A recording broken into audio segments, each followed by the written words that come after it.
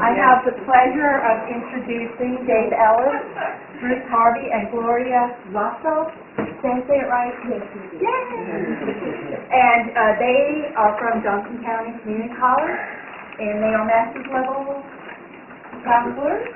And between the three of them, I'm not going to ask them who has more. They have 60 years experience. So we're not going to ask 60. So I said 60, and so it's 52. Let them disclose.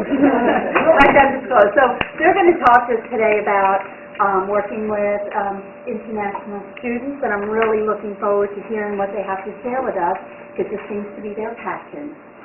So passion is good. So I'm going to go ahead and just let them get started. Thank you so much. So, good afternoon. Good afternoon. I understand the conference is going well. This is an annual event. We found this quote, and we thought it was pretty appropriate for our title. Come on in. And what we all do with heal. Kind of a unique take and spin on it, but it fit what we were doing. So when Leanne approached us a few months ago and asked us to speak to the group and come up with a workshop, we were thinking about our topic, and we knew we were going to talk about international students.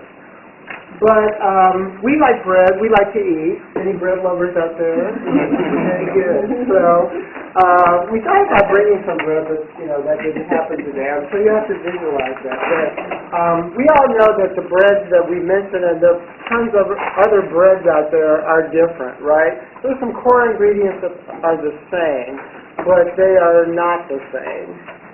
So I'm going to ask you to do something right now. Visualize a hot dog. Okay? You got it in your mind? Maybe you put sauerkraut on it or relish or something like that, right? Mustard, ketchup, onions. I like the Chicago style with peppers. You probably did not visualize this.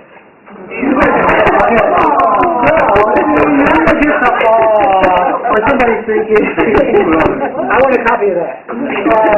Okay, so the takeaway with this is, just like we know that you're professionals, you're experts in what you do every day when it comes to resume development, interviewing, career development, job search. But today we're just going to put on some different lenses and add the international spin and international flavor. So, okay. Again, my name is Dave Ellis, and I'm one of the counselors in the Counseling Center at Johnson County Community College. Just to kind of let you know how the advising works at Johnson County Community College is that we do all the advising on the Johnson County campus. So there's 20,000 students, and there's 30 counselors, so there's no faculty advising at all. So all the advising for the students at Johnson County Community College comes to us, so we can tell you everything about all the 60 career programs that we have out there. Then I can tell you anything that transfers to any college in Kansas or anywhere you want to go. So we have a lot of wealth of information. One of the things is that we work with all students, but we do have some specialties. And again, we weren't hired for those specialties. We volunteered for those specialties.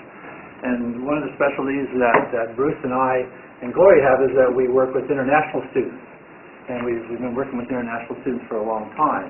And one of the things is that as we tell you that we work with international students, we are not in charge of the regulations and whatever. We have an office on our campus that deals with international regulations.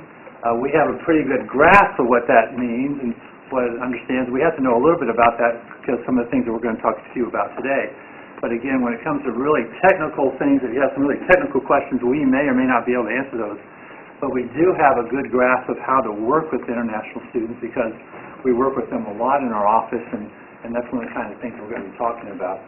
As we're going through our lectures, what we would really appreciate is that if all of you have any questions, if you write on those little sheets of paper that we gave to you, we will try to get those questions from you and try to answer those at the end of our presentation, because we want to make sure we get through all this, and then hopefully we'll have some time for questions. Just so I can understand just a little bit, how many of you work in a career center on your campus? Okay. And other people working in businesses, other people there? Anybody in that area? Any people? Okay, good, okay. We're just trying to get an idea of what's going on.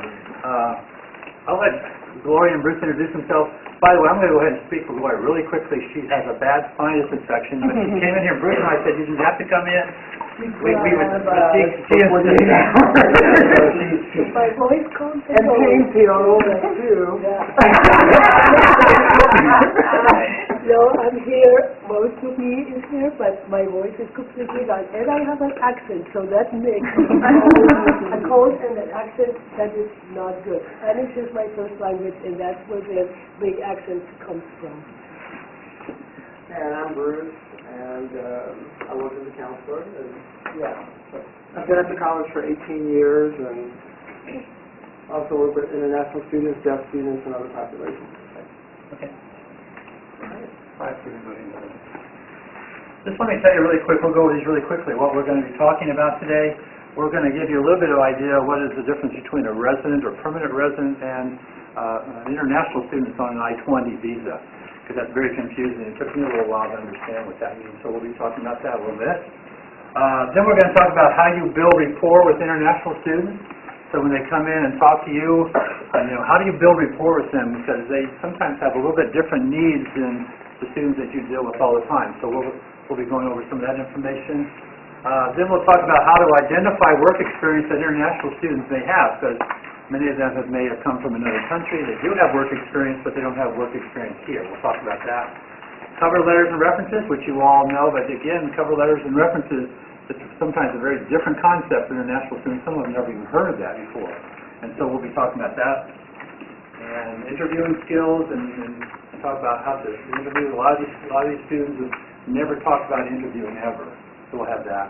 And then students in employment, and then there's different kinds of aspects about how students can or cannot work on and while they're at your campus, and can they work off campus or not, and we'll be going over that information. Okay, Gloria. All right. So, confusing, all of those different visas, the names of the visas, they all seem to have like a letter attached to them, J, H, B, whatever. So, there would be really two types of immigrants, those who are here to stay, or those who are here only temporarily. The green card holders are really here on a permanent visa, meaning they can live here for an indefinite time. They can work here, usually without restrictions. It's a resident visa, but for some reason it's called the green card. Probably a long time ago it was green, whatever they got.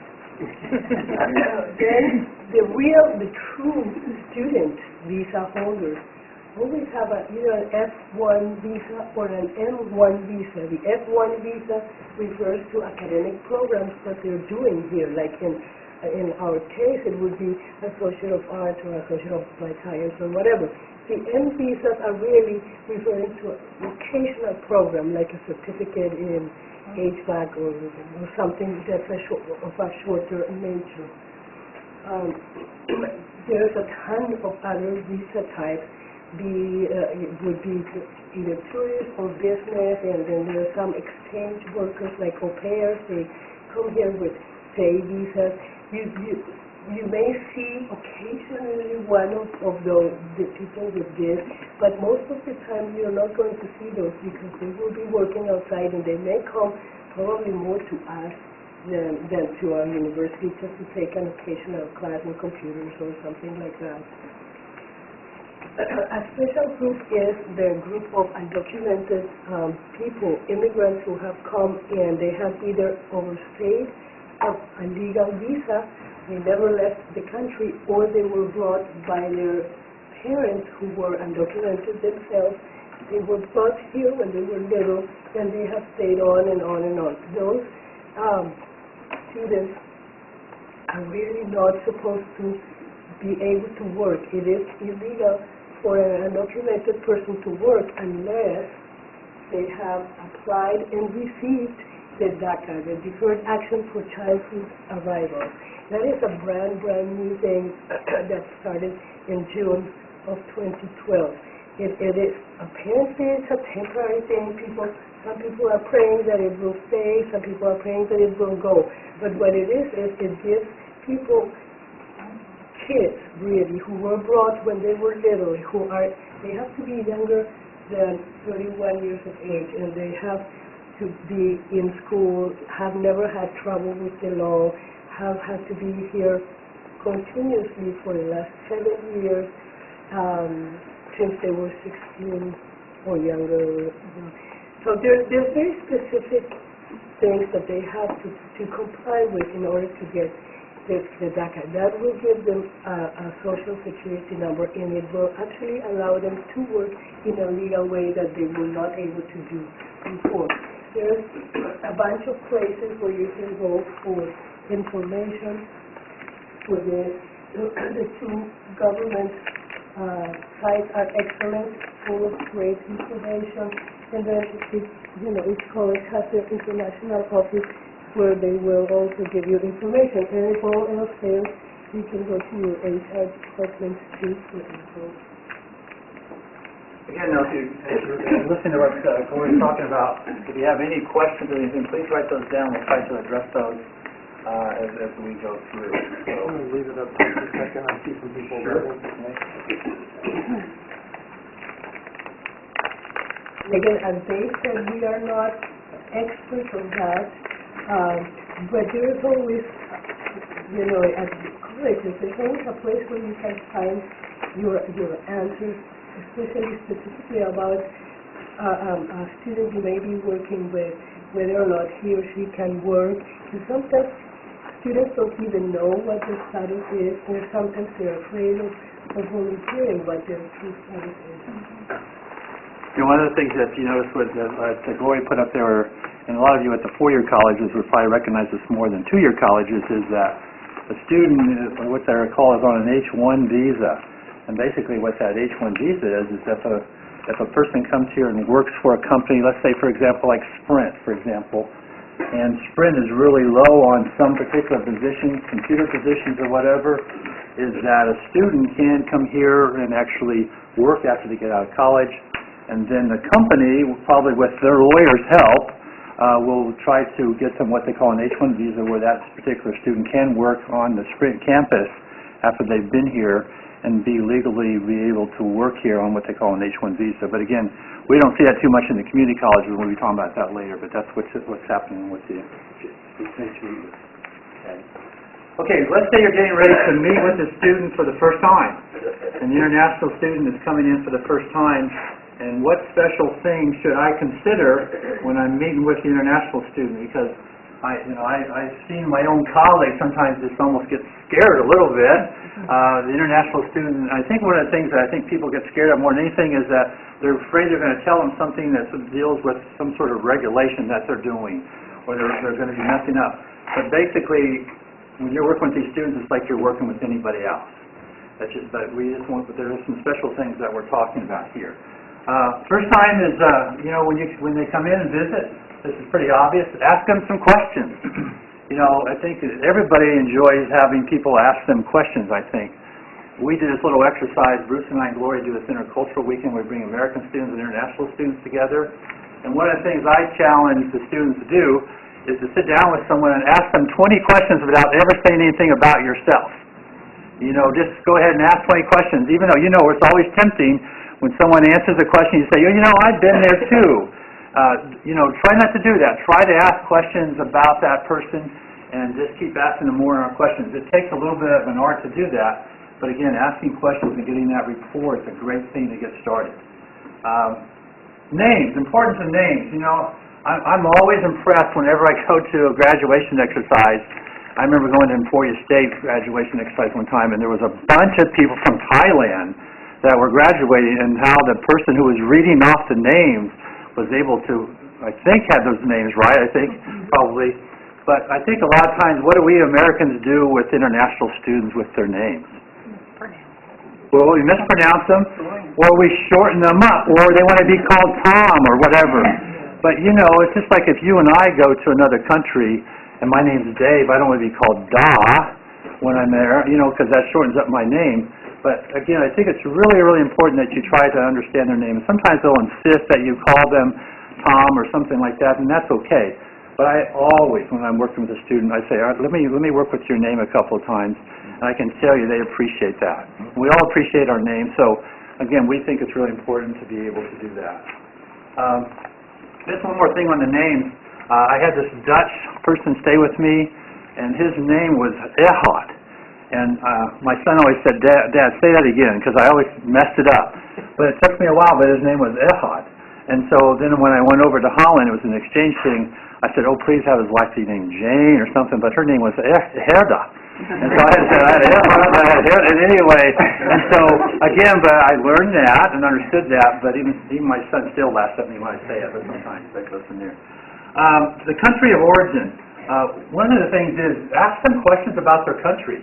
I mean, it's really, really nice thing to do, and I have a map in my office, and so a lot of times when I'm talking with students, I said, show me your country, even though I know where it's at. I said, show me your country, or if you have a computer, get something on the computer, and, get something, a picture or something on there. Again, we all appreciate that people ask us about their country. You may ask them about their family.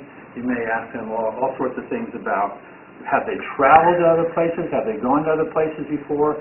Ask them those kind of questions, and again, I think you're going to start getting this rapport with the students when they do that. You might even ask them, is this the first time in the United States? Have they ever been to the United States before? And sometimes they have. Sometimes they traveled here for a week or so. So that gives you an idea if they've at least been in the United States sometime. And again, I talked about the family earlier.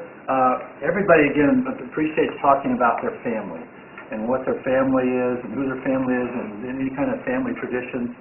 But again, just ask them a little bit of questions about their family and what kind of family background they came from. And you might even ask them about their occupations of their parents. I think is another good question that I ask a lot of questions of. What do your parents do? And it gives you an idea a little bit about the background that they have come from. Shaking hands is always an interesting one.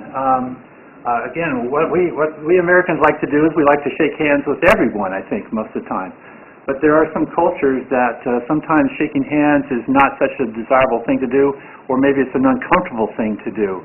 And I think a lot of times, I've noticed a lot of times, especially I think women that come from the Middle East and from some other countries, sometimes shaking hands is you just kind of get the fish handshake because they're just not used to it. And so just don't be necessarily turned off by that. They just may never have done it before. So again, it's always a sensitive area. Whenever I meet with anybody from any whether it's a male or female, I usually do shake the hand, but sometimes I can tell by looking at a person that that's going to be an uncomfortable situation, or they just won't bring it up like the Americans do right away. And so again, just to be understanding that sometimes people shake hands a little bit different. Have any of you had that happen through someone to them? Sorry,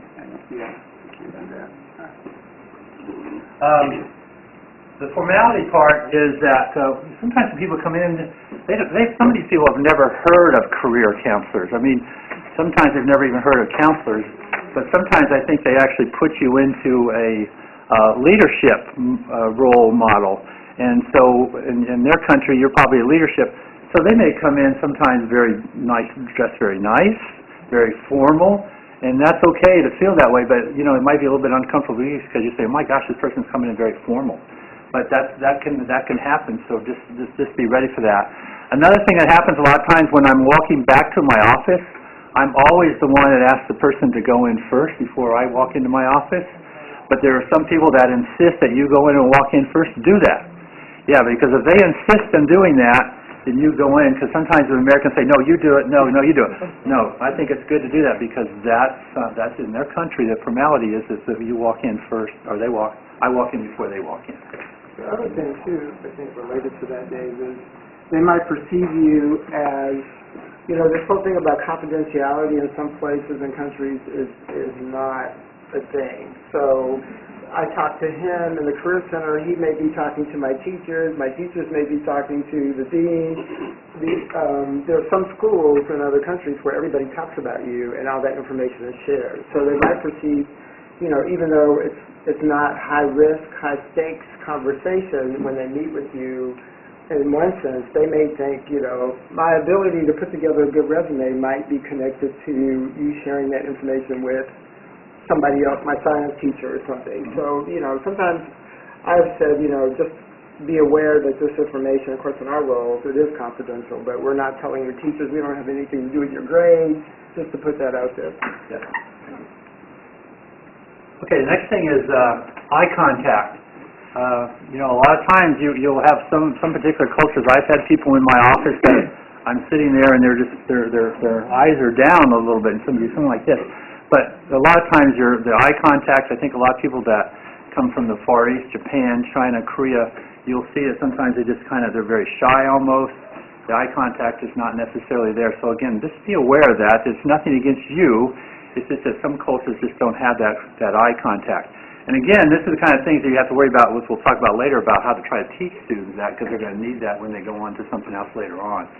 But again, that eye contact is very, very important. But again, don't get turned off if they're not looking at you directly sometimes. And sometimes they'll just even look and talk to you, and they'll say they're understanding things even though I don't think they are understanding. So they just say that just to kind of be nice and then go through the process. So sometimes what I usually do is I say, can we just review or talk about what we just talked about so I understand what you, and that's the way I work with students and make sure they understand what I'm talking about, because I can tell. And of course, the personal space is very, very important too. You know, we always do this exercise at this Intercultural Weekend where, you know, how comfortable are you, like if you're meeting an American, how comfortable is the space between you and this person here?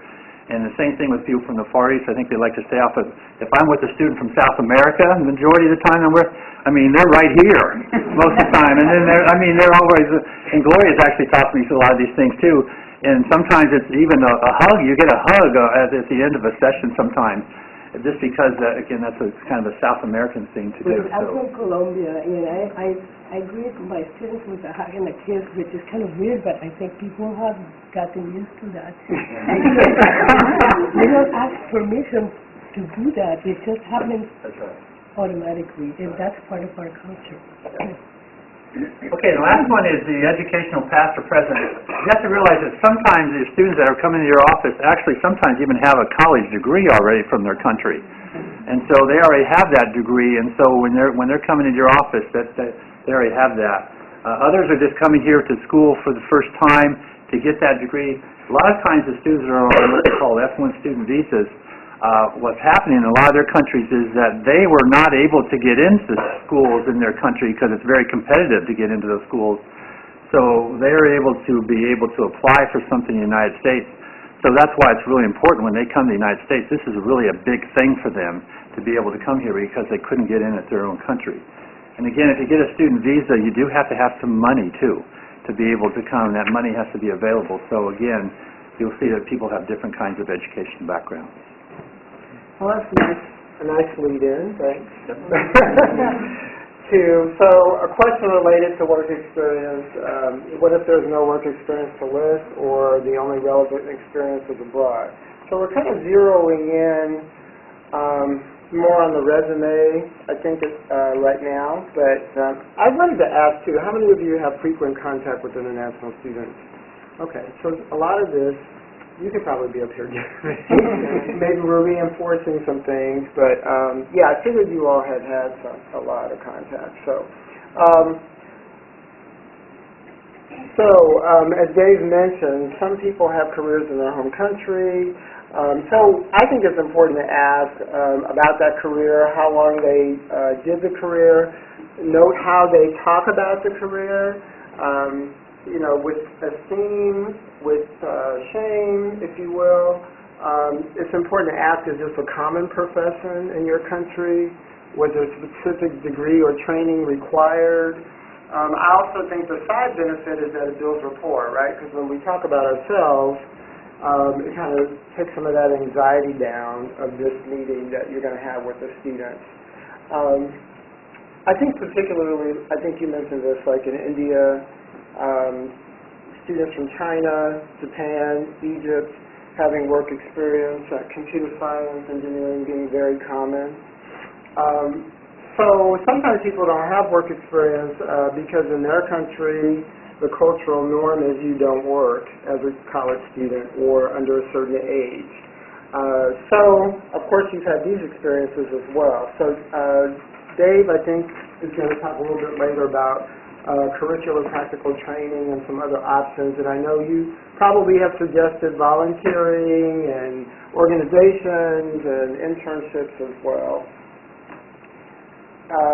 This is a biggie, right? Because if you don't have a lot of work experience or work history, then you're probably going to use what type of resume format? Right. And so it does definitely affect where you lean in terms of how you help them with this.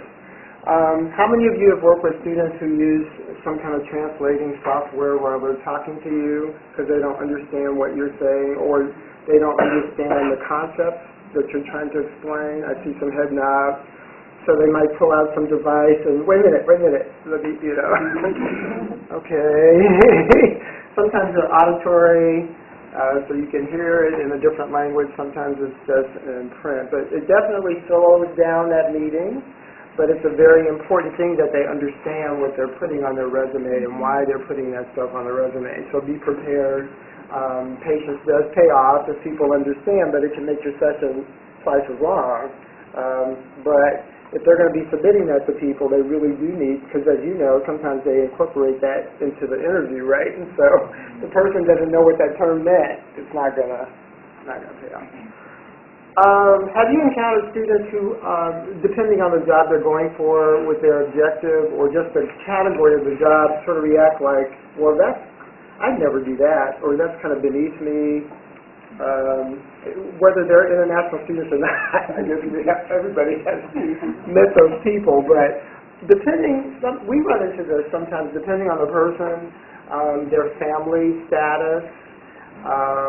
There's sort of a sense of, well, no, those are not the jobs that I'm looking at, and you're trying to say, well, based on what you are bringing to the table, this is really the category that best fits you right now. So you have to negotiate that. Sometimes there is one example I wanted to mention I wrote down.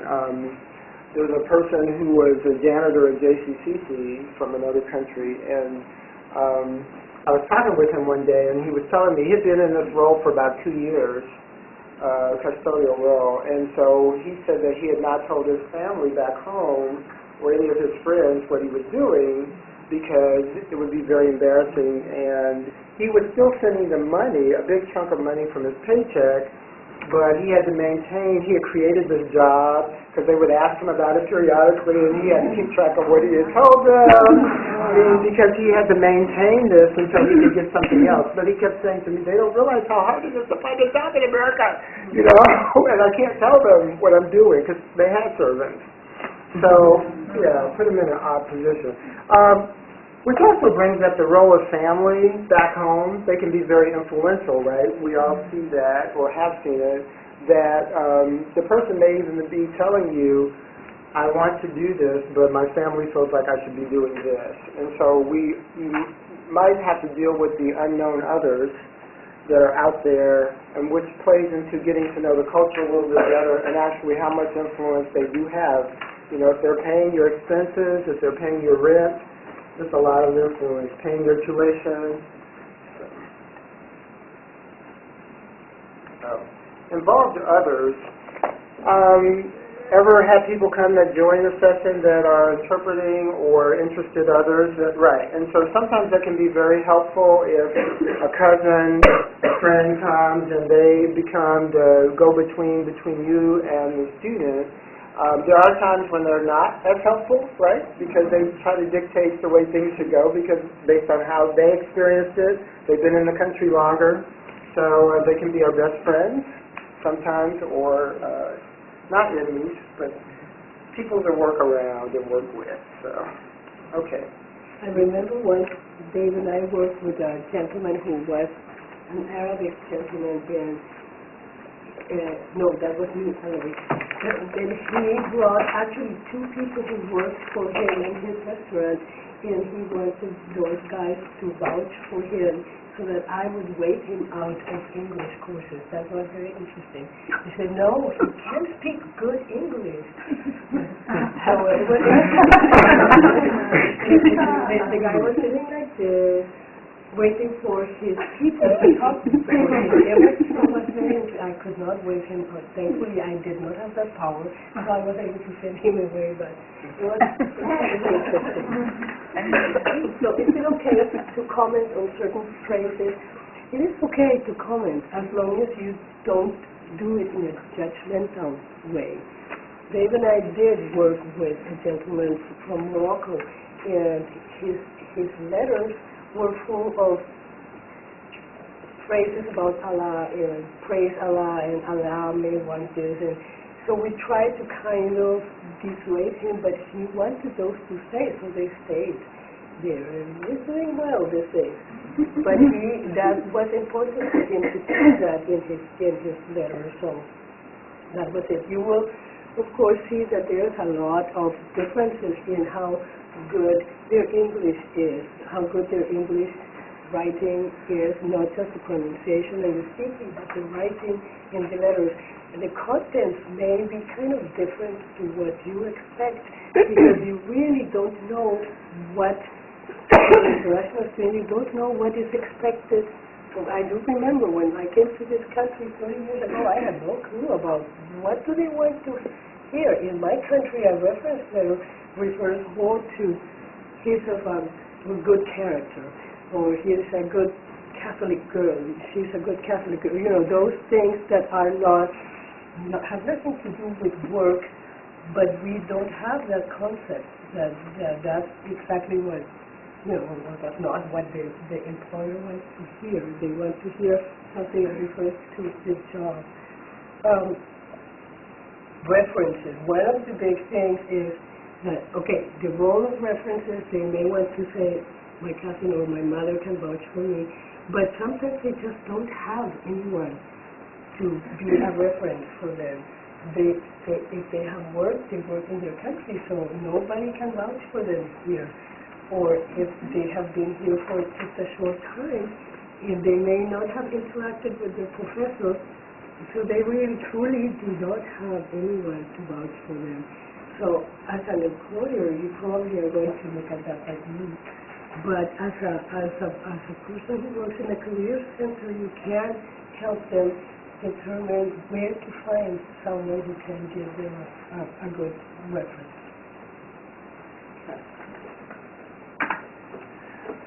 So in terms of mock interviews or interviewing, we know that interviews can be all over the place. We are trying to help people get some basic tools and techniques, right? So here's a little take on interviewing.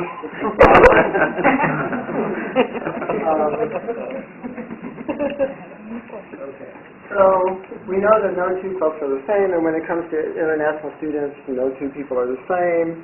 And kind of referencing back to the earlier slides, when we talk to people about interviewing, and I like to do mock interviews with students on occasion myself. So experience interviewing in the USA, if they've had that experience, what kinds of jobs, what has been your experience in your home country, what are common expectations and protocols in your home country. And this is the next slide, just wrote boasting. I couldn't think of anything at the time that was a better way to say it, but I think you all get the idea. You know, in a lot of countries, you don't talk about yourself. Consider bragging. I think I read once that America has the most gestures for, or heard that, for self-praise than any other country. When you think about,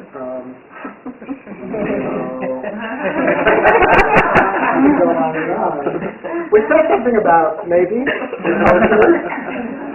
But anyway, this is probably a big area for a lot of international students, is just talking about. I mean, it's a challenge for a lot of students, but I think for international students in particular it is also.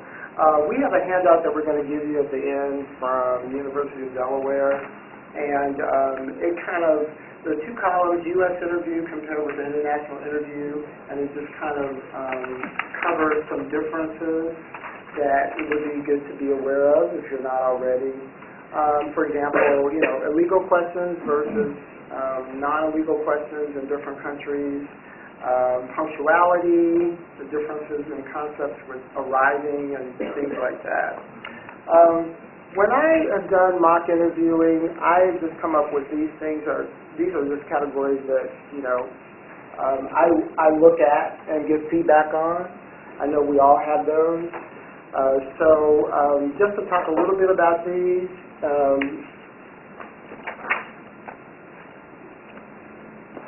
So the handshake, we talked about shaking hands, and of course you all will, you talk about the firmness and a confident handshake.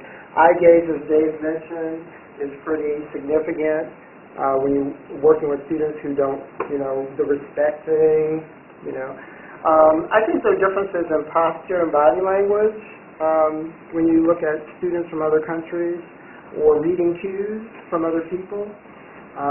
The confidence thing, just how you come across as confident or not confident. Opening statements and closing statements, that tell us about yourself question throws a lot of people, but I think with students from other countries can condense it a lot. They may not talk a little bit about personal even because they feel like that's inappropriate. So I think a lot of coaching when it comes to those opening and closing statements. Clarity, was your message clear and was it loud enough? I think is a huge issue, especially with accents. And of course attire, really working with people on how to dress. The energy and enthusiasm, which should be a slash there. I think I've worked with several students where they thought they were being really energetic and enthusiastic and it just didn't translate. No matter how much I said, well, try this, how does that feel, let's do this. But they thought they were, and I think there's some cultural things there that even I was not reading, trying to understand what they thought enthusiasm meant. Some people, when it comes to tics, I know in some Asian cultures, the smile is really about anxiety and being uncomfortable instead of being comfortable and happy. And so just kind of those differences. The tics, I just put in the category of playing with your hair, this kind of stuff, anything that distracts from the process of what's going on. Is your response on point? So you can give an answer, right, but did it did it answer the question that I asked, or were you answering something totally different?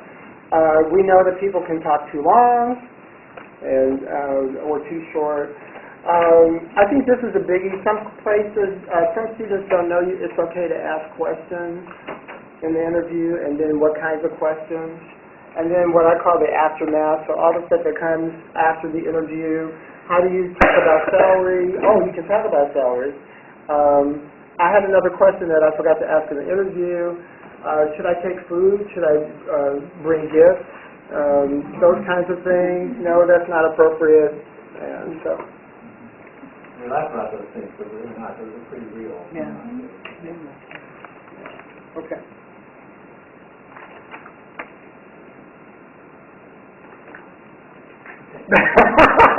And then there was silence. Yeah, different kind of employment opportunities that exist here. A couple of these terms I'm going to tell you is probably some terms that you probably have all heard before. I was with Amy the other day. I hope you don't mind if I put you on the spot. But she had a student that was doing one of these things called curricular practical training. She asked me, and she wasn't quite sure how it all works out. So again, we're going to be just addressing right now just the international F1 student visa students that we're talking about right now. And basically, international students cannot work off campus. They can't work off campus. There are some exceptions, but we won't go into those. But we're going to go into a few for employment. But they can't work off campus. They can work on campus up to 20 hours a week if they want to. So if you can find a job on campus, we have a lot of students that look for jobs on campus. In fact, if you ever come over to our cafeteria, Johnson County, Nancy Whedon, who works down there, loves international students. And again, we always tell our international students you have to probably apply at least 15 times on campus before you finally get something. So they can do that. But there's two different options where students can work off campus.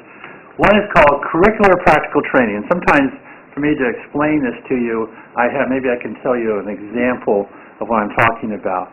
we have, for example, a chef apprenticeship program in our college, one of the better ones around in the nation, actually. And as part of that curriculum of what they have to do, they have to do an internship. It's required that they do an internship that's off campus. You have to do that. And what you have to do, first of all, is you have to sign up with an internship, and you pay for the credit for that internship. But then you have to go out and find some work. So again, you're allowed to do that because the internship is part of the program. So that's what we call curricular practical training, where a person has to do that. So if a student just came in and says, I want to just do an internship, and they came in and sat down with us, they really couldn't do that if there is no internship in the program that they want to study. So they really can't do that. So there's no way that they can go off. Now, can they go off and volunteer? Sure, there's no problem with that. There's no problem if you want to go off and volunteer at a place, but you just can't get paid for it. Because if you did, you would be basically what we call out of status, and you could not, you'd have to possibly be sent home. We don't want that to happen. So again, that's what we call CPT, curricular practical training. Now, what happens is, and by the way, when you do that CPT, you can't work any more than 20 hours a week, basically. And you can work longer than that, and I'll explain that in just a minute when I talk about optional practical training. But the optional practical training means, when someone says I'm doing an OPT, it means that they have completed their degree at your college. They're done with their degree, and what they can do is they can apply for optional practical training where they can actually work for a whole year after they have completed their degree without going to school. They can actually work for an entire year without going to school. Now, sometimes we have people that actually go to school when they're optional practical training. They can do that. There's no problem with doing that. But they can do that for a whole year, for 12 months to be able to do that. So that's what, and it has to be related to the field of study that they graduated from. So if they graduated from the chef program, then they should be doing some sort of chef work. And you know, what happens a lot of times with that optional practical training, which I was talking about earlier about the H-1 visa, sometimes they may work for a company, and the company may really like them. They may say, you know, I really like the work that they're doing, and then if they have a person in their company that's a good lawyer, could get them what they call an H-1 visa, that student may be able to work 2 or 3 more years later on. So, and by the way, if they are a transfer student, they can do that after 2 years, and they can do it after 4 years. So they can actually do it twice if they're going to do a 2-year college and a 4-year college. It's very rare that people do that, but it has happened where they can do both of those at the same time. They do have to graduate before they are allowed to, so they can graduate with their associates and work for a year, and then continue on to the university, graduate with their bachelor's, and go on to work for a whole year again. And just remember, everybody that's on a student visa has to be taking 12 hours of credit. That's a national rule that an international student on an F1 has to be a full-time student, 12 hours or more, if they do that. Okay. The extended OPT, again, community colleges don't work with that, but most of the time it's the 4-year colleges that work in that area. And what it means is that if a student graduates in the, let's see, what are those areas? Oh, science, technology, engineering, and medical. If they graduate in those particular areas after a 4-year degree, they can... Mathematics, sorry. They can work up to 18 months instead of the 12 months if they can do that. Again, we don't see that in the community college, but I know 4-year colleges you can do that. Special programs, I work with a program called Cultural Vistas Program. And what it is, it's a German program where the student comes here for a semester and goes to school and then works for a second semester. And so that's what we call a special program, and they're on a special visa to be able to do that. So that's allowed because of the programs that they're in. So there are some special programs out there. I know a lot of times in our career services, our career folks help us with getting those resumes together and ready for those students there, as they do for all the other students that we work with. But for internships or even volunteer internships sometimes, I know that the Career Center personnel at our school has been able to work with some of our students to help them with even just a volunteer internship. Sometimes they have a resume together. Okay. Okay, so that was kind of a quick thing. Does anybody have any? If you have any questions, you can either write them down. Carolyn's got a question. All right. Wait, our own folks have questions. This was set up. We didn't set that up. No. Okay, first question we have is, how would undocumented students complete certain programs that require an internship? Okay. Okay, the HB 2145, if this is what this question is about. How would undocumented students who are HB 2145 complete certain programs that require an internship? The HB 2145 refers to undocumented students being able to pay in-state tuition.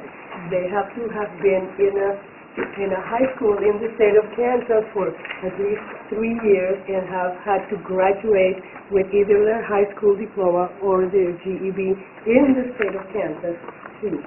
I don't know how it works in other states, but that's how it works here.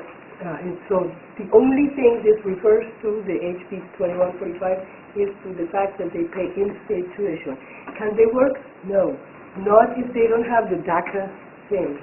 They cannot work, so that closes the door to them doing programs like the chef program that requires full-time cooking in a commercial kitchen. It closes the door to any program that requires them to do some sort of work outside because they cannot legally work.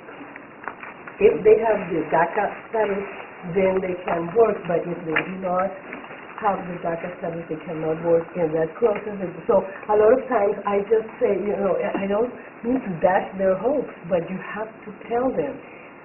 Like, for example, our cosmetology program allows them to get into the program, but then they cannot apply for the board of cosmetology and work out there. So why bother? Some still hope for it, but it's kind of like, it's a sad thing. I have seen so many tears in my office because of that. And then again, because I also work with cosmetology, you also have those that say, in that field, that's okay, I don't need to do that, I just want the training. And then we know they go places where they're working illegally. You can't do that with nursing. Exactly. Yeah. Okay, we got another question. Yes. The question here is regarding students who have multiple grammatical spelling errors in resume cover letters, how much do you help with correcting without misleading reader and language ability of student? Good question. I think one of the things that when you're working with international students, it's amazing sometimes the openness they have towards doing what's right. And a lot of times, even though it might go across the cultural lines of what they believe in, they're here to try to learn what is right and what's the correct thing to do. And sometimes you may have to do the best thing you can do, I think, in that particular situation, at least this is my opinion, maybe Gloria and Bruce have another opinion, is to do the best you can to show them what is the right thing to do and to let them know what the right thing to do, because, again, the employer doesn't have any idea about they're having problems with that. And so I think the best thing you can do is if you see something that needs to be corrected, that you tell them that. And you can tell them in that way, in a very gentle way, not necessarily a harsh way, but to say, I may have some suggestions here because I know what people are looking for, and here's the kind of things that they're looking for. And again, and you have to be patient, like Bruce was saying earlier, you have to be patient sometimes with international students as they go through that changing process a little bit. But I think the more you can be correct in giving them the information, I think they're going to be okay with that. Yes? I was just going to add, I recently worked with a student, and she was a senior, a 4-year university. She said, she wrote me a really nice thank you note, and she said, you were the first person that told me outright that my English was not that great. And she had made it through the entire program, and nobody had said, whoa, because I saw her cover letters were really rough, and I sent her back to the Writing Center, and I sent her for some additional resources. But she sent me like a really nice thank you thing. I was the only one that had ever told her English wasn't great. Perfect example of what I'm talking about. I remember one time, and it's not necessarily to do with the letters, I remember one time I got this guy from India, was in my office. And I must have told him no 10 times. I must have known, and I was very, very direct with him, not confrontive. I just said, no, you can't do that. And I remember at the end of the conversation, he says, You've been most helpful today. Thank you very much. And I couldn't figure out what it was, but basically in India, negotiation is really, really important, and they do this negotiating, going back and forth all the time. But again, I told them no 10 times, and she finally figured out what the answer was. But I didn't, and the thing is, though, when you feel like it's something is correct, and you need to be honest with them, I think it helps a lot. Real quick, the other thing, because we write appeal letters, well, sometimes. We're not supposed to write the letters with students. And when I'm in those situations, sometimes I'll just say, okay, pretend like you're in front of the appeal committee. What is it, here's what they want to know from you. What would you tell them? They're sitting right here. And then I become the scribe, right? And I'm just kind of, okay, I'm angry. I need money. So we write these down. Then I say, okay, so this is what you want to say. Now let's expand. How would you say that in a different way? You just said what came to your mind. Now, then I try to get sentences from them, and because I want it to be from them, not Bruce, typing his words. But that's what helps me, is to just take the paper away and just say, you're talking to the you want a job at their company. Why do you want a job? What would you say to them about why you want the job? And then just try to start there. There's one that says, aren't employers hesitant to hire for internships because they want interns to turn into full-time hires, and H-1 visas aren't always approved? I don't know about that. I think there may be the other side to the coin also. They may be hesitant to hire them, and they would prefer to hire a regular American person who could become a hire later on. I guess I don't know what people who work in career centers have seen, but I would say that you will find everything across the board in terms of employers. I think sometimes, though, employers may be scared of inviting an international student to work with them, and it can be because they lack knowledge of the culture, or they don't know the rules, the legal rules, or whatever it may be. But I think that's what we see more rather than the opposite. I'd like to comment on that too, just a sense that whenever I send an international student out, I say not only are you being a good example for yourself when you go out and you're out there working and you work hard and you do and I kind of tell them the expectations, but believe it or not, you're also being really good for the people that might come after you. And whether we think so or not, international is international. And a lot of times some people would get the impression of what an international student is by the person that's working in that office down the hallway. And so again, if there's a lot of good reputations, the international students have a good reputation, then I think that helps the next person that comes in. And so I always tell the students, this is the kind of stuff, I'm glad you got this, but these are some of the things you need to be aware of when you're out there in that work environment. So I think it's important. Okay, panel. How do you help students who are frustrated with their inability to qualify for a particular job in the U.S. when they hold an advanced degree from their home country and it's not a U.S. accredited university that they attended? Wow. How do you help students who are frustrated with their inability to qualify for a job in the U.S.? I think I'll start. We have something called Quick Question Desk, and we get a lot of different things that people that come to that desk with a lot of different issues, and a counselor mans that desk every hour.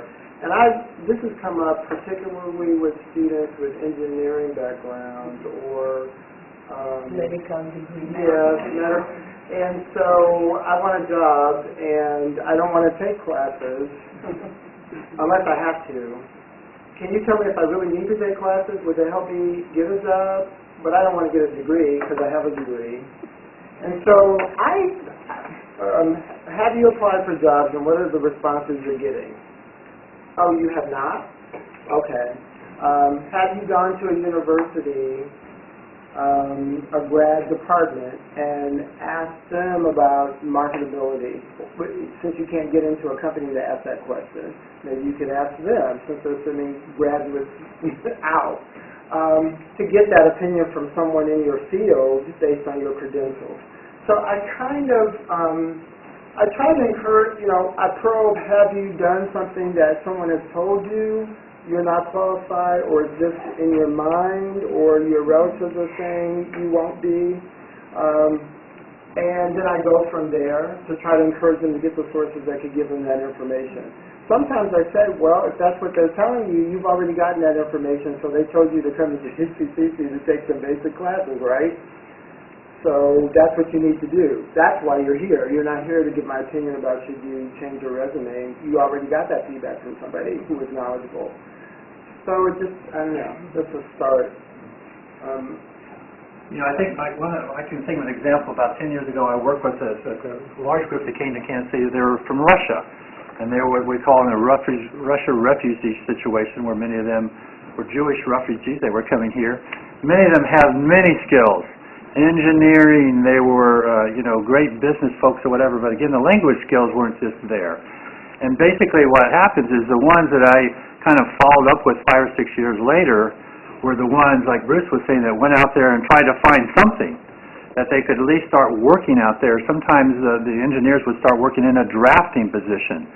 And basically what happened is the ones that were in there eventually learned the whole idea of how it is to be patient in the United States. And eventually they became those engineers because people saw their work ethic and they saw that they did have the skills, they did learn the English skills, and eventually they moved up to it. But to try to move into a position right away is a difficult thing. We see it all the time in our office, and occasionally someone will be able to convince employers that they can do it. But a lot of times it just takes some time. And you just have to give them as much as you can about interview skills, and you have to give them much about job openings that are out there, teach them how to go out and do interviews. And it may take 10 or 15 interviews, but they get to practice every time they go through an interview that they'll be that much better. But that's a good question, whoever asked that one, because we see it all the time in our office, and we have to work with it. We need to wrap up. Just to tell you what the other 2 questions were. One was about professional references. If the student doesn't have any, how do you help him or her seek these out in a non-threatening, developmentally appropriate way? And the other one was, where would we find more information about the culture of this program? So if you ask those questions, we can say a little bit afterwards. I have that information about the cultural business program. It takes a lot. One of the things we really do is we love being with international students. I'm the advisor of the International Club, and the other day I was with the club, and the folks are just nice folks. And the international students are just nice folks to be around, and we really appreciate working with them. Again, if you work hard with them, I think that they'll work with you. Just so you're aware of that today.